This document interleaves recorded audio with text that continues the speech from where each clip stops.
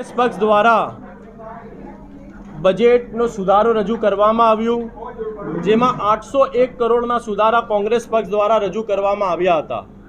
Bharatiya Janata party દ્વારા દર વર્ષે મોટા મોટા વાયદાઓ કરવામાં આવ્યા છે, પરંતુ એ પૂરતા વાયદાઓ ક્યારે પૂરા નથી થયા। આ વર્ષે અમદાવાદ મ્યુનિસિપલ કોર્પોરેશનને 75મો વર્ષ લાગ્યું છે, પરંતુ ભારતીય જનતા પાર્ટીએ ડાયમંડ જુબલી ભૂલી ગઈ અને બજેટમાં કોઈ પણ પ્રકારની લાભ અમદાવાદ શહેરની જનતાને નથી આપ્યું। કોંગ્રેસ પક્ષે મુકાયેલા મુખ્ય સુધારામાં હું વાત કરું તો આ વર્ષે 75મા વર્ષ અમદાવાદ મ્યુનિસિપલ કોર્પોરેશનને થયું છે, તો અમદાવાદ શહેરની પ્રજા માટે પ્રોપર્ટી ટેક્સમાં 30%ની રાહત આપવી જોઈએ। તમામ ઝોનમાં અદ્યતન સ્પોર્ટ્સ કોમ્પ્લેક્સ બનાવવા માટે 20 કરોડના સુધારા મૂક્યા છે।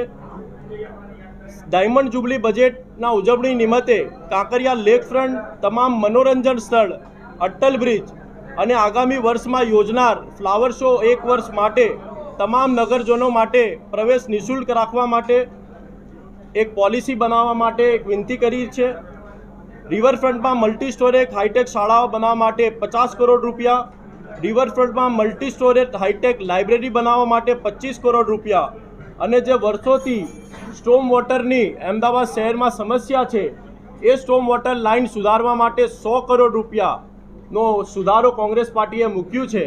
અને સૌથી મોટી વાત કે ભ્રષ્ટાચારી હાટકેશ્વર બ્રિજ જે 3 વર્ષમાં જ બંધ કરી દેવામાં આવ્યું, અત્યાર સુધી ભારતીય જનતા પાર્ટી એનો નિકાલ નથી કરી શકી, તો કોંગ્રેસ પાર્ટીએ બજેટમાં એ પણ સુધારો મૂક્યું છે કે હાટકેશ્વર બ્રિજને તાત્કાલિક ધોરણે તોડીને નવું હાટકેશ્વર બ્રિજ ત્યાં ફરીથી બનાવવામાં આવે, વીએસ હોસ્પિટલનો નવીકરણ કરવામાં આવે અને એવા બીજા ઘણા સુધારા કોંગ્રેસ પાર્ટી દ્વારા મૂકવામાં આવ્યા છે। 801 કરોડના સુધારા કોંગ્રેસ પાર્ટી દ્વારા મૂકવામાં આવ્યા છે અને કુલ મળીને 16,312 કરોડ રૂપિયાનો બજેટ કોંગ્રેસ પાર્ટી અને ભારતીય જનતા પાર્ટી દ્વારા સુધારાના મૂકવામાં આવ્યા છે। એ હું મીડિયાના માધ્યમથી ભારતીય જનતા પાર્ટીને વિનંતી કરું છું કે કોંગ્રેસ પાર્ટીના સુધારા લઈને અને અમદાવાદ શહેરની જનતાના હિત માટે આ સુધારાઓને એક્સેપ્ટ કરવામાં આવે, એ બદલ આજે મીડિયાના માધ્યમથી હું ભારતીય જનતા પાર્ટીને પણ અપીલ કરું છું।